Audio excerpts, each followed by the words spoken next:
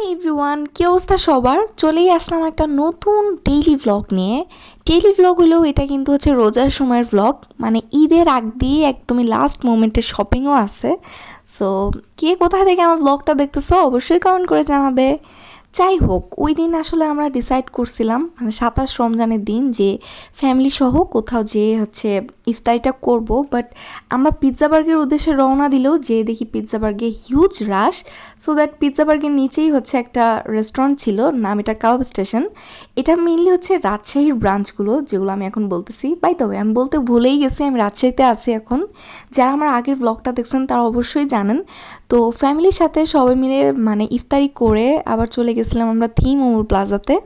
Family বলতে আমার নানি, আমার আম্মু, আমার ছোট ভাই আর সাকিব তো ছিলই আমার সাথে। আর বাবা, ছোট বোন আর নানা ভাই বাসাতেই ছিল, ওরা আসে নাই। যাই হোক, তো আমরা থিম মোমোর প্লাজায় যে হচ্ছে এত ভিড় ফেস করছি, ইফতারের পর আরও অনেক বেশি ভিড় হয়ে যায়।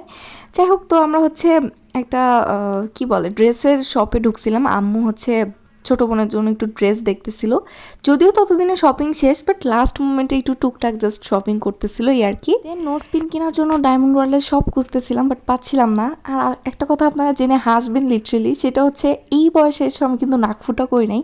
মানে ছোটোবেলা থেকে এত এত ভয় পাইতাম আমি, বাট এখন শখ জাগছে।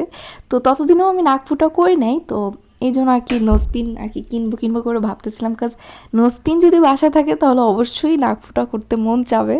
যাই হোক, তো এ তো একটা নোস্পিন নিয়েই নিলাম। তারপর নোস্পিন নেওয়ার শেষে আবার হচ্ছে আম্মু সেই ফাঁকে আবার হচ্ছে আড়ংয়ে গেছিলো একটু। তো আড়ংয়ে যে টুকটাক শপিং করে আসছে, আমি আড়ংয়ে যাই নাই, কাজ আড়ংয়ে অনেক রাশ ছিল এবার। মানে রাজশাহীর ব্রাঞ্চ তো একটাই, তো এই একটা ব্রাঞ্চেই অনেক বেশি রাশ থাকে। সো আমি আর এই রিস্ক নেই রোজা থেকে এমনি অবস্থা খারাপ ছিল ইফতারের পর।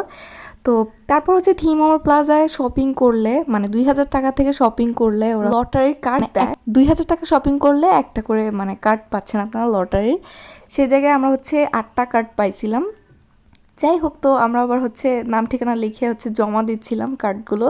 বিসমিল্লাহ বলতে বলতে আল্লাহর নাম নিয়ে কার্ডগুলো ফেলতেছিলাম, যাতে কোনো না কোনো একটা প্রাইজ আমি পেয়েই যাই আল্লাহর রহমতে।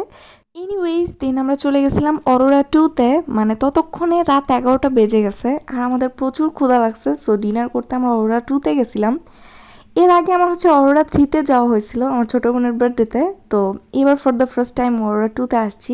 অ্যান্ড ডেকোরেশন এত এত নাইস অ্যান্ড অ্যাস্থেটিক ছিল, যেটা একদম বলার বাইরে। Every corner literally photogenic ever. I think family আর ফ্রেন্ডসদের নিয়ে আড্ডা দেওয়ার জন্য বেস্ট একটা প্লেস হতে পারে এটা। আর ফটোজেনিকও সেহেতু হচ্ছে ফটোশ্যুটও করতে পারবে যে কেউ এসে।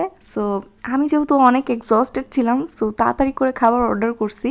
আর ওরা খুবই ফাস্ট খাবারটা সার্ভ করে। আর মেনুতে যেরকমই দেখছি ছবির সাথে বাস্তবের পুরোপুরি মিল ছিল। জাস্ট একটাই মিল ছিল না, সেটা হচ্ছে 4টা হচ্ছে প্লেট একই কালার দিছে, বাট একটা প্লেট একটু ডিফারেন্ট কালার হয়েছে। যাই হোক, এটা ব্যাপার না। আর তার চেয়েও বড় কথা, ওদের খাবারের কোয়ান্টিটি কিন্তু হিউজ, মানে খেয়ে শেষ করা যায় না।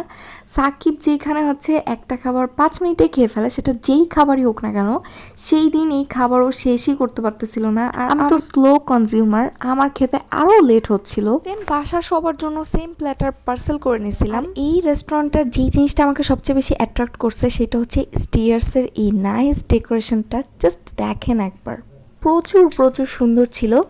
যাই হোক, খাওয়া দাওয়া শেষে আমরা আবার বাসায় ফিরতেছিলাম। তো এই ছিল আজকে blog. Thanks for watching everyone. আল্লাহ হাফেজ।